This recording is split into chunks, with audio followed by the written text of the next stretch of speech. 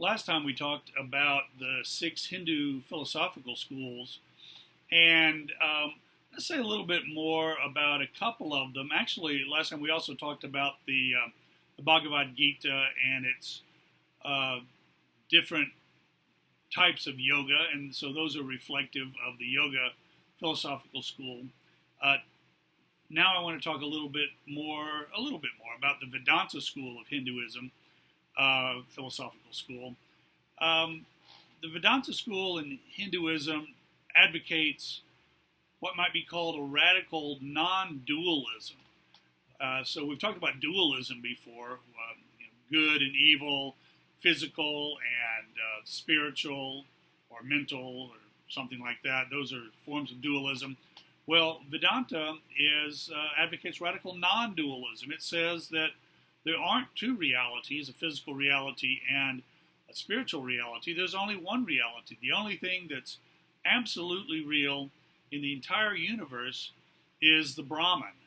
Brahman being the ultimate reality that underlies not only the world that we live in, not only the people and animals and plants and everything else that are in it, but even the gods themselves are the Brahman lies underneath all of them.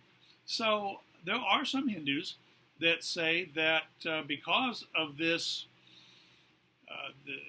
this idea of the underlying reality that the Brahman underlies everything, even though Hinduism is often thought of is usually thought of as a polytheistic religious tradition, there are some who say, well, really, if you dig deep down, the Brahman is ultimate reality that underlies even all the gods, not to mention all the people and so forth.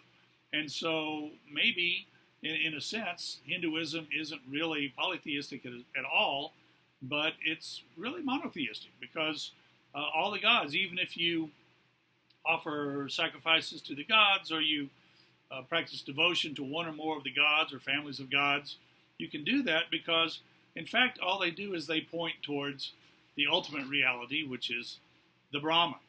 I've had Hindu friends who I asked them, do you think of Hinduism as being polytheistic or monotheistic? And the ones who said monotheistic, they say, well, it's kind of like in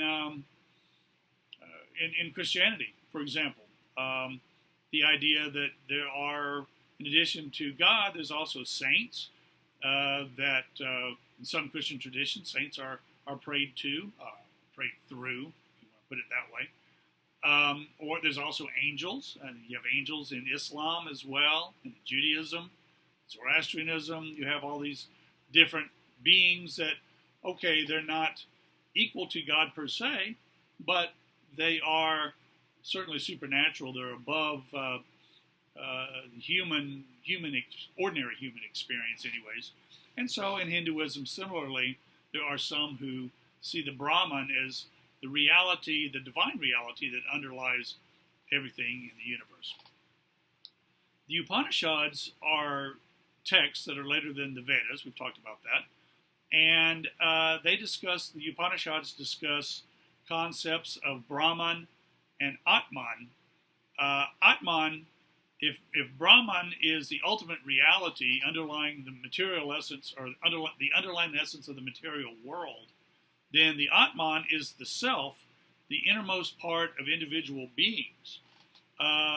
Those who are wise, according to the Upanishads, perceive that they can say, I am Brahman, and they become all of reality. This is similar to this notion in Buddhism of the Buddha self, the idea that there's a Buddha self that lives within every person.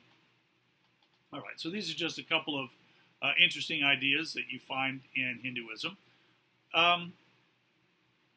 Last time we talked about the epics, the Ramayana and Mahabharata, and if the epics teach Dharma through narrative, a group of writings called the Puranas, which we have mentioned before,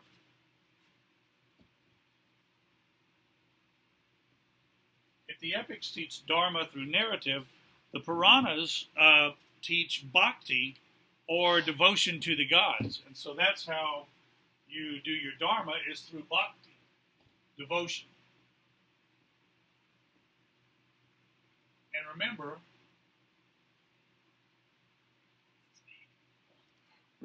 that Bhakti Yoga was one of the forms of yoga that was mentioned in the Bhagavad Gita as one of the paths to one of the paths of Dharma that one could follow. Right. So let's talk a little bit about the Bhakti traditions.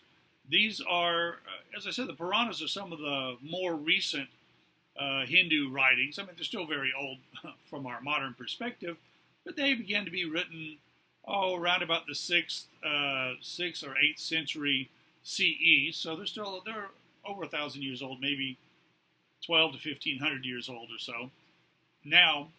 But they're more recent than the Upanishads and much more recent than the Vedas. So as these Bhakti traditions arose, the idea of devotion to individual gods or groups of gods, different sects arose among the Bhakti, those who are followers of Bhakti, the Bhakti traditions. Not surprisingly, they are divided up among the question of which gods should be worshipped, which gods should you show your devotion to.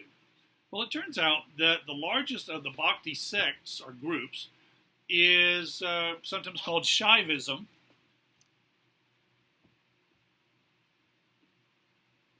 And these are Bhakti groups that show their devotion to the god Shiva. Probably figure that out just from the name of it. And the people who are advocates of Shaivism, they show their devotion to Shiva and also to related gods. Remember, I said that Hindu gods often come in families, and so gods like Ganesha are also related because Ganesha is considered to be the son of Shiva. Another large Bhakti group is Vaishnavism.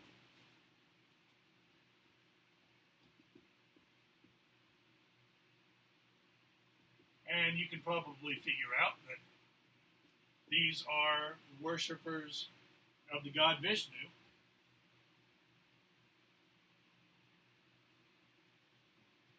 Paul's writing today. Okay. Worshippers of the god Vishnu. And particularly those Hindus who see the Bhagavad Gita as an important sacred text, maybe as the important sacred text, they tend to be followers of Vaishnavism because, after all, the Bhagavad Gita is a book that talks about Vishnu, rather talks about Krishna, who is the avatar of Krishna. And another Bhakti tradition, and this is not an exhaustive list, but another Bhakti tradition is Saktism.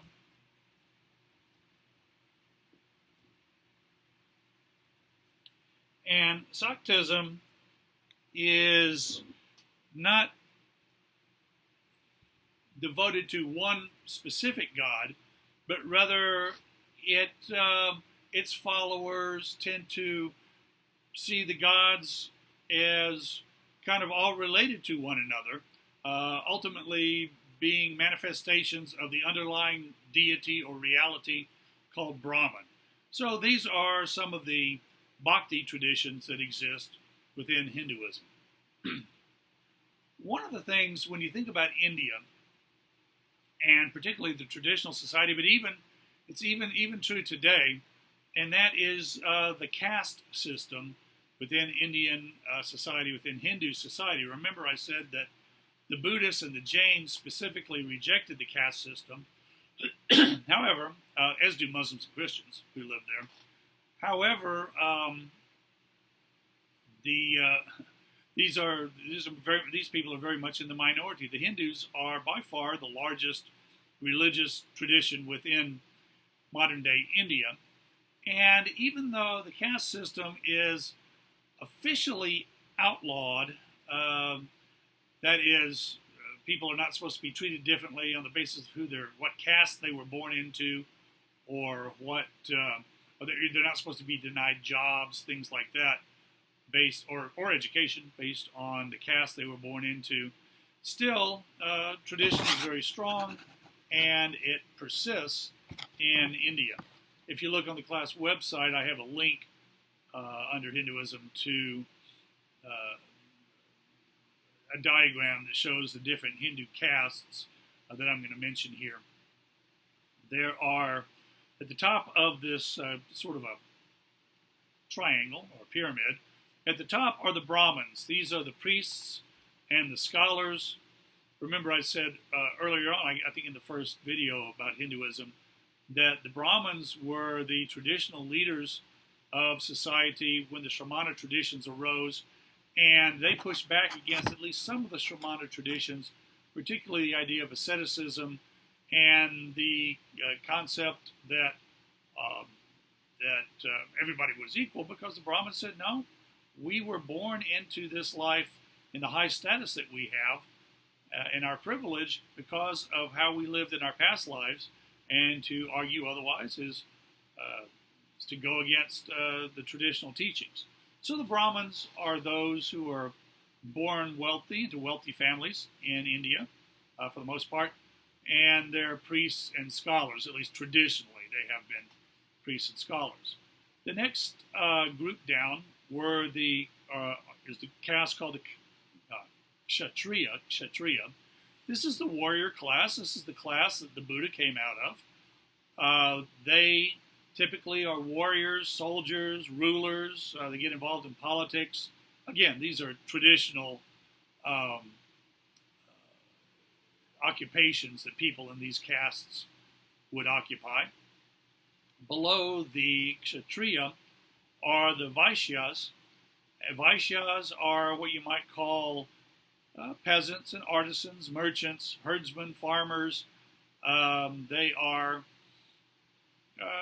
they're not rich, wealthy by any means for the most part, but they live pretty good lives, and they might be in a modern society, they might be considered sort of lower middle class. Below them, you have the Shudras. These are the laborers, the ones who work out. They're day laborers. They work for some of these other groups of people. Now, outside the caste system is a fifth group, a group that is traditionally called the Dalits, or the untouchables. And these were people who were in the caste system would not have anything to do with the Dalits, and they had to pretty much fend for themselves. And it's a very terrible system.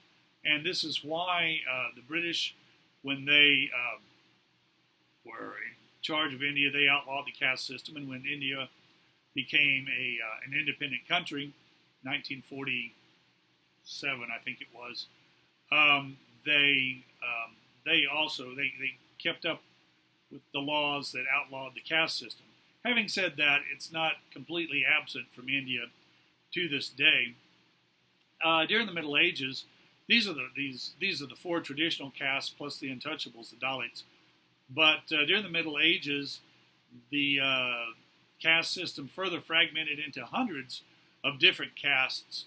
And as I said, particularly in rural areas, you still see evidence of the caste system in practice in India today. One of the things that Hinduism has in common, at least some forms of Hinduism has in common with Buddhism, and also to some extent with Jainism, is the focus on the importance of meditation. Now, some Hindu schools focus on meditation more than others, but it is considered to be one of the ways that you can get in contact with the divine, with the deities, gods and goddesses, and even with the ultimate reality, the Brahman. The sacred syllable is called Om, and it is considered to be Brahman as sound. If the Brahman were to manifest itself as a sound, it would sound like Om. So the idea of meditation in Hinduism often revolves around repeating this sound over and over again. And many Hindus considered the sacred syllable Om to be the beginning and end of all speech. Related to this notion is the idea of a mantra. Mantra is a word that gets used in English. A mantra is the way we define it. It's a word or phrase that is characteristic of a particular person or a particular group of people. But in Hinduism, a mantra is a sacred utterance. It can be nonsense syllables like Om, or it can be a short phrase that has some meaning to it. A thought expresses a thought that when invoked, it can invoke, when repeated, it can invoke a Hindu deity. It's a way of worshiping the deity by repeating the mantra over and over. And finally, the mantra can also dismiss the deity. So, particularly in the Bhakti traditions, this repetition of a mantra is something that is important in the devotional tradition of the Bhaktis. For the Mimamsa school of philosophy, the mantra is the sonic manifestation of the intrinsic features of ultimate reality, i.e. the Brahman. And so by repeating the mantra, this is a way of getting in contact with the Brahman, with ultimate reality. Another concept that we find in Hinduism is the concept of Maya. And this is a Sanskrit word that means illusion. Right? Doesn't have anything to do with the Maya over here in the Western Hemisphere. The Sanskrit word Maya means illusion, and it's interesting because the word itself has undergone a real change in meaning. Originally in the Vedas, this word meant wisdom and power, but in later Hindu thought, especially the Upanishads and some of the later writings, it came to mean illusion. And in other words, the idea is what you're looking at, it may look real, but it isn't actually real, and it has to do with the duality of the perceived universe in contrast to the Brahman. If Brahman is ultimate reality, then the physical universe that we see around us can be nothing other than illusion. And in some forms of Hinduism, if you want to achieve moksha, remember our discussion of moksha from Jainism and Buddhism, this is a word that means liberation. And so in some forms of Hinduism, if you want to achieve moksha or liberation, you first have to rid yourself of Maya. You have to understand that Maya, this illusion, isn't real. And one of the ways of realizing that is to engage in one of the various forms of yoga that we've talked about, removing ignorance, attaining union with the gods, could be with Shiva or with Vishnu, or possibly even with Brahman, or giving up one's will to God. This is overcoming Maya and getting on the path toward moksha. Let's talk a little bit about Hindu worship. A Hindu temple, and by the way, there's a Hindu temple out in Helotes. I don't know if there are any other Hindu temples in the immediate area, but a Hindu temple is usually devoted to one god, especially in the Vedanta traditions, or a family of gods, as I've said. The worshippers will bring food and drink to set before the statues of the gods. There will be statues or idols of the gods, and they will be clothed. And so one of the things that you do in worship is the worshipper will take the clothes off the god and take them to a place where there's some water and bathe the god, just sort of ritually bathe the god, and then clothe and redress the god.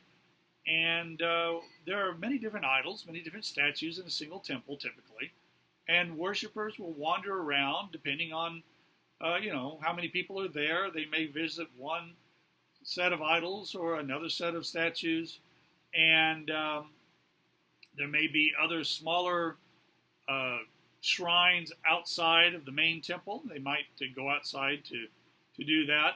And so you might have a temple, for example, devoted to Shiva, but the gods Ganesha and the goddess Sati and Parvati may be in outside shrines because these are related gods.